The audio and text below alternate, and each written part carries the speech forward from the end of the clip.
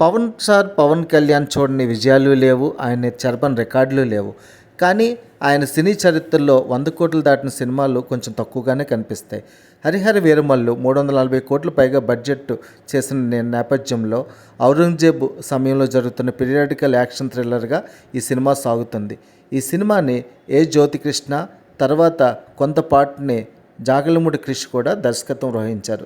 ఆయన తర్వాత జ్యోతికృష్ణ ఈ యొక్క సినిమాను దర్శకత్వం వహించారు. పవన్ కళ్యాణ్ జనసేనానిగాను మరియు వేరే బాధ్యతలు, మంత్రి పదవి, డిప్యూటీ సీఎం వచ్చాక కొంత బిజీ అయ్యాక ఈ సినిమా షూటింగ్లో చాలా ల్యాగ్ వచ్చింది. ఆ ల్యాగ్ని తట్టుకొని ఏఎం రత్నం ఈ సినిమాని ప్రొడ్యూస్ చేయగలిగారు. ఈ సినిమాని అద్భుతంగా చిత్రీకరించని తెలుస్తుంది. కోహినూర్ డైమండ్ నేపథ్యంలో మరియు సాంస్కృతిక నేపథ్యం అంటే హిందూ వారియర్స్, ఇస్లామిక్ వారియర్స్ మధ్య ఒక యుద్ధాలు వాటి బ్యాక్డ్రాప్లో కూడా జరుగుతుందని తెలుస్తుంది. ఇప్పుడున్న ప్రజెంట్ సిచ్యువేషన్లో ఇది పవన్ కళ్యాణ్ గారికి బాగా సూట్ అయ్యే సబ్జెక్ట్. దీని ఎఫెక్ట్స్ కోసం సుమారుగా 6000 షార్ట్స్ పైగా వాడారని, 10 లేయర్ యొక్క టెక్నిక్ను వాడారని తెలుస్తుంది. సో డీటెయిలింగ్ బాగుంది.